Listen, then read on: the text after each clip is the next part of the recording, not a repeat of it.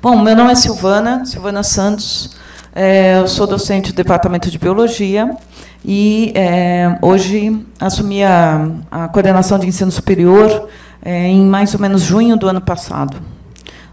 E, professora Eli? Já. Vou aproveitar e falar da programação já para antecipar um pouquinho, tá bom? Eu vou vir para cá, porque dali não dá para enxergar direito. Né?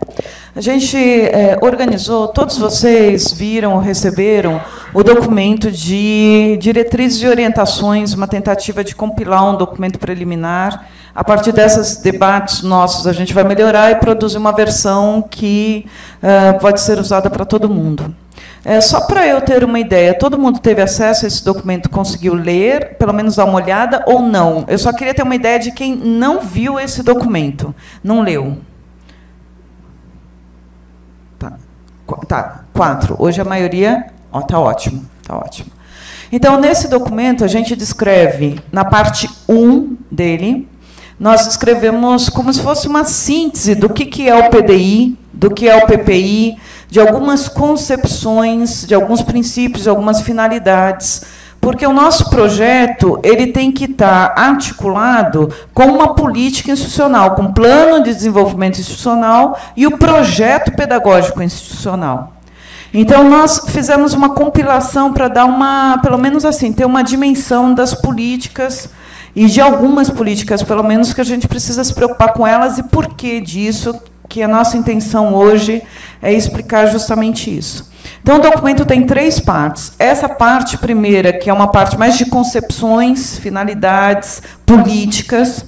A parte 2 fala especificamente dos projetos pedagógicos e dos instrumentos de avaliação de cursos que o MEC usa para nos avaliar. Esse instrumento hoje é o principal foco para mostrar para vocês, repetir e repetir, que é necessário dar uma lida nesse instrumento, antes de tudo, para organizar o projeto e dar conta dos requisitos que serão usados para avaliar o projeto. Então, sem conhecer o instrumento, fica difícil de montar o projeto. Nós, em vez de separarmos essas 3 partes, o professor ele pediu para eu encurtar essa parte 2 um pouco, porque ela é mais técnica, e daria para vocês, a partir da leitura, resolver. A gente vai apresentar a primeira parte e a segunda e abrir para o debate. Na terceira parte, que é à tarde, aí a gente vai falar um pouco sobre operacionalização e alguns conceitos que o Regimento Novo ele trouxe e que a gente precisa compreender as dimensões, o que é um componente básico comum de área, o estágio, o que são os 3 modelos de estágio, né? O conceito de orientador, o conceito de supervisor, para que a gente possa definir isso melhor, compreender como é que a gente pode usar esse estágio, pode usar os 3 modelos, pode usar um, o curso terá que optar por isso. Então, aí a gente vai debater um pouquinho isso, compreender o conceito, para depois ver como que a gente aplica ele na prática. Pode passar um próximo, por favor, Kátia? As oficinas pedagógicas. Toda vez que a gente muda qualquer coisa, toda vez que a gente faz uma mudança do projeto pedagógico, coloca em debate o projeto no curso, preparem-se para conflitos. Preparem-se para... A minha disciplina mais importante, eu quero 8 horas, mas não tem 8 horas, tem 4. Mas tem que ser 8, porque tem muito conteúdo. Então, geralmente, as pessoas querem inchar a grade e criar coisas, mas ninguém reduz e faz sínteses. Então, há uma briga eterna entre a carga horária que a gente tem e a vontade que a gente tem de dar tudo para o aluno. Então, nesse momento, não tem muito como correr. Tem conflito. Como que a gente vai lidar com os conflitos? Nós temos que pactuar e ter claro quais são os valores desse processo. Então, com que valores a gente tem que se deparar? Quais os valores que a gente vai ter que lidar? A gente tem que pactuar, olha, vamos nos respeitar, vamos fazer tudo com transparência, para ninguém se sentir ofendido, lesado, ou que não foi ouvido no processo. É importante o engajamento, não tem reforma curricular feita por um. O coordenador, vejam, se a gente der essa tarefa para o coordenador... Celeide, eu falo, Celeide, vai lá, muda lá o projeto pedagógico. Celeide, em 3 tempos, faz isso. Tenho certeza que, menos de uma semana, ela entrega. Veja, mas isso não é construir projeto pedagógico. Construir projeto pedagógico é engajar as pessoas na discussão sobre o curso, porque o curso não é a Celeide. O curso somos todos nós. A qualidade do profissional que a gente forma não é responsabilidade de um, é responsabilidade do conjunto. E aí, esse é o grande problema que a gente tem. A questão do engajamento da pessoa do docente com o curso, do discente com o curso e do técnico com o curso. Porque o trabalho técnico é fundamental para o funcionamento do curso. Então, esse engajamento a gente precisa conquistar. Se o tempo for curto, nós temos um tempo curto, relativamente curto de trabalho agora. Se o tempo for curto, talvez seja mais fácil de engajar as pessoas do que ficar em discussões que não acabam. Então, ter um tempo curto, às vezes, é bom, porque daí a gente tenta concentrar a discussão para dar conta de uma meta. Tá? Bom, para engajar a comunidade, a gente tem usado algumas estratégias que a gente gostaria de compartilhar com vocês. Nós temos tentado usar isso e tentado, de alguma forma, criar estratégias mais comuns. O que a gente tem feito que tem dado mais ou menos certo? Vejam, tem um Google Drive, a gente pediu para todos os NDEs criarem um e-mail do Google. Por que a gente pediu isso? Só para ter o Google Drive e a possibilidade de fazer uma pasta compartilhada. Você pode colocar um conjunto muito grande de documentos numa pasta e compartilhar o link. As pessoas entram naquele link e elas têm acesso àqueles documentos da pasta. Com isso, a gente consegue compartilhar com um grupo grande de professores alguns documentos que precisam ser lidos, que precisam ser revistos. O grupo de e-mails também, o NDE e o coordenador precisam ter uma comunicação muito boa. O NDE é uma comissão permanente que, neste momento, vai trabalhar mais, mas depois não tem muito o que fazer, porque o NDE é o guardião do projeto pedagógico. Então, depois acompanhar, refletir, olha, deu certo, não deu, o que deu, isso daqui a gente se equivocou, vamos mudar essa disciplina de lugar, vamos excluir isso daqui, colocar esse componente. É isso que vai fazer nos próximos 5 anos. Vai pensar mais sobre metodologia, talvez, a gente vai pensar mais em como melhorar a avaliação, mas não tem tanto mais trabalho. O trabalho é agora. Qual a vantagem do trabalho agora? O trabalho agora, de todo mundo, a gente consegue organizar toda a nossa documentação perante o Conselho, e a nossa intenção é atualizar os sites. O projeto pedagógico de vocês é uma produção técnica, vai ter um número aqui, um ISSN,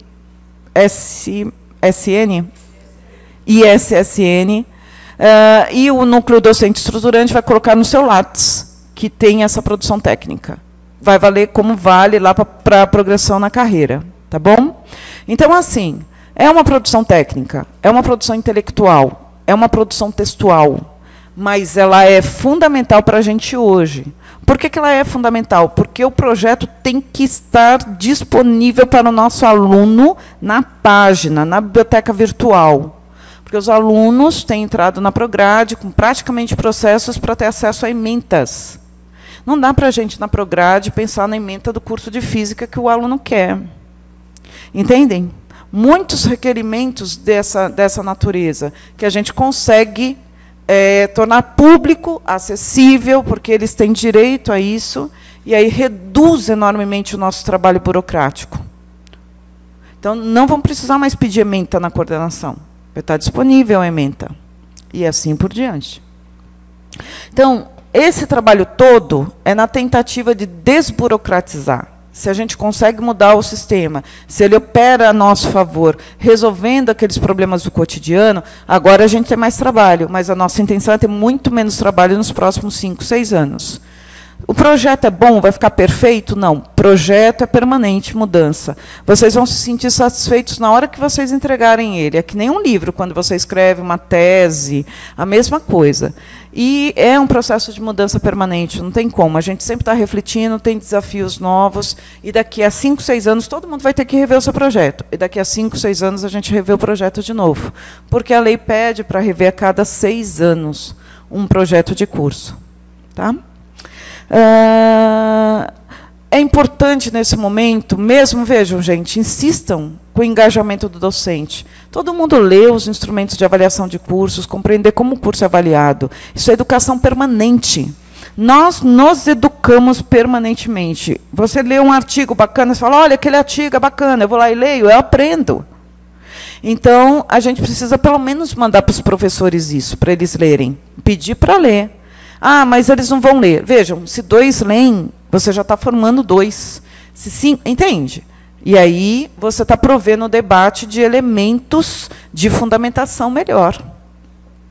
Então, a gente precisa compartilhar os textos, pedir para uma leitura, dentro de uma reunião que se tenha de falar da importância disso. Quanto mais os nossos professores souberem como nossos cursos são avaliados, mais pessoas para discutir temos, e melhora a capacidade de compreensão deles. Então, compartilhar documentos, referências, cronogramas de vocês, ações. Olha, gente, essa semana o NDE se reuniu, olha, a gente fez esse cronograma aqui. Fiquem atentos, daqui a 15 dias a gente vai encaminhar uma discussão, daqui a 20 dias vamos fazer uma reunião assim. O NDE tem todo o direito de solicitar a coordenação para convocar professores para uma determinada reunião para resolver um problema. Tem que estar articulado. É só solicitar, olha, nós precisamos desses professores tal dia. Entre em contato com eles, vê, convoca. Por quê? Porque precisamos resolver esse problema. Tá? Pedir para convocar, não que vocês convoquem de uma forma institucional. Tá? Divulgar o cronograma de trabalho de vocês com a comunidade.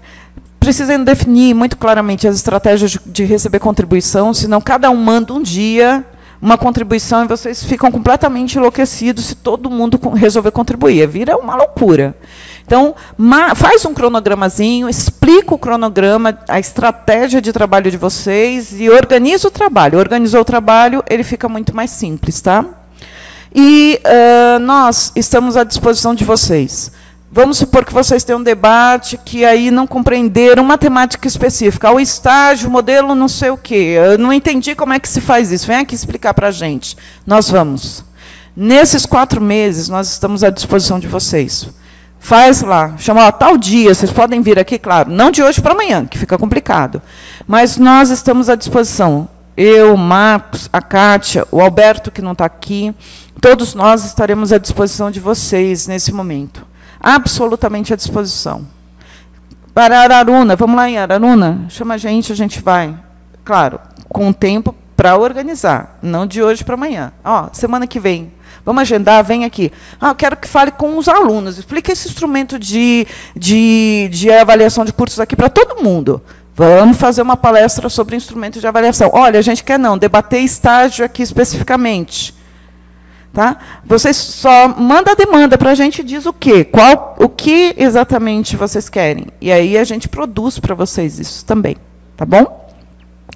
Então, a nossa tentativa aqui, vocês já têm os projetos. Araruna, por exemplo, estão com os projetos todos prontos, é uma questão de adequação, exceto o de física. Né? Porque o de física a gente precisa montar junto com o pessoal de física daqui. Mas o deles é só adequar e já ir para o Concept de novo, só ajustar e ponto. É o menor dos trabalhos que eles acabaram de fazer, tiveram um trabalhão e deu conta de fazer. Outros estão na mesma situação. Física, por exemplo, a gente tem que ver com física, quão semelhante poderia ficar, porque quanto mais semelhante for, melhor para todo mundo. Porque daí os alunos eles podem fazer disciplinas em outros lugares, enfim, dá para a gente organizar as coisas melhor. Tá? Bom, agora, próximo, por favor, Kátia. Eu tomei a liberdade de botar aqui mais esses slides, só para a gente antecipar um pouquinho. Tá? Compartilhando uma estratégia. A gente definiu um cronograma de trabalho. Algumas coisas a gente está ticado que a gente conseguiu dar conta. O que não está ticado, que a gente precisa dar conta ainda. Mas a gente dá conta das coisas ao longo do tempo. Então, vejam, em dezembro de 2003 foi constituída a Comissão de Reestruturação para rever as normativas. Ela começou a trabalhar efetivamente em março de 2014. De 2014, de março de 2014, praticamente aí a abril agora de 2015, a gente fez a revisão das normativas. Reduzimos de 20 resoluções diferentes da graduação para um regimento geral. Deu uma desburocratizada, porque antes, para você saber o que era, até você escolher a resolução que era das 20 diferentes, Vocês vão descobrir que era muito mais trabalho, né?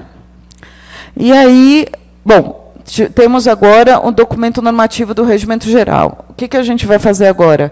A gente vai tentar organizar como vai ser essa atualização dos projetos. A gente já fez algumas oficinas com os NDEs em fevereiro, para apresentar os documentos para eles, e agora o envolvimento dos coordenadores nesse processo, na liderança desse processo, no apoio desse processo, no protagonismo desse processo, no engajamento da comunidade com esse processo, no apoio ao NDE com esse processo.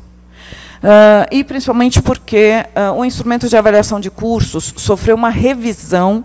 Então, aquele que a gente apontou em fevereiro foi modificado pelo INEP em março, e é por isso que a gente convocou os NDEs de novo, porque a gente já teve uma nova atualização do site do INEP.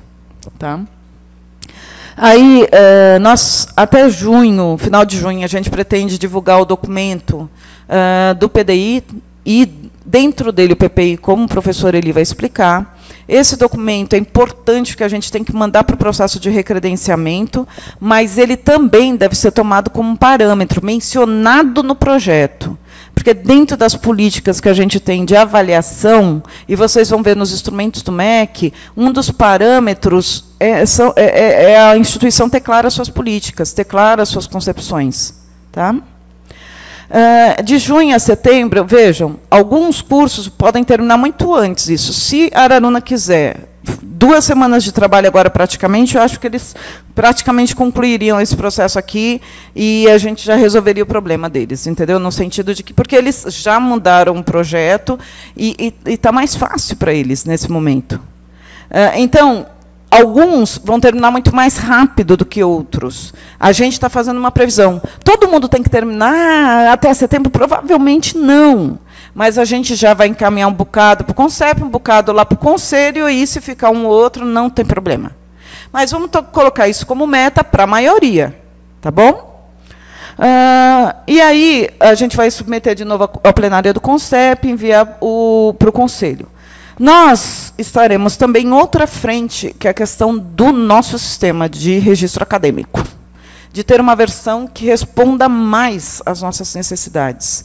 Muito provavelmente, a gente vai chamar muitos coordenadores para pensar com a gente e pedir sugestões, e a gente vai fazer uma máscara, ver, olha isso, o que você acha? Então, a gente vai pedir muita ajuda nesse momento, para pensar, principalmente aí o pessoal que é de computação, essas coisas que entende disso, talvez a gente precise muito da ajuda de vocês.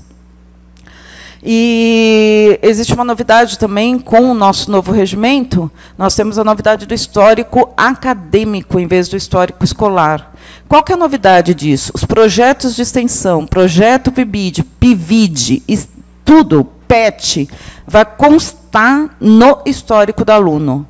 Então, ele não vai precisar ficar correndo atrás da bendita declaração do projeto de PIBID dele, que vai estar no sistema isso. Na hora, ela vai articular com a extensão, articular com pesquisa. Porque não tem condições. Vamos desburocratizar na hora que a gente conseguir articular os 2 sistemas. Menos declaração para fazer. Não vamos perder tempo com declaração. Tá? E a atualização das páginas dos cursos, por uma questão de transparência pública mesmo. Nós temos que ter como meta deixar as nossas páginas atualizadas com os projetos disponíveis para a comunidade. O aluno que quiser saber do curso dele está lá. Ele não tem que vir aqui na Prograde com requerimento para ter acesso a saber qual é a ementa do curso X.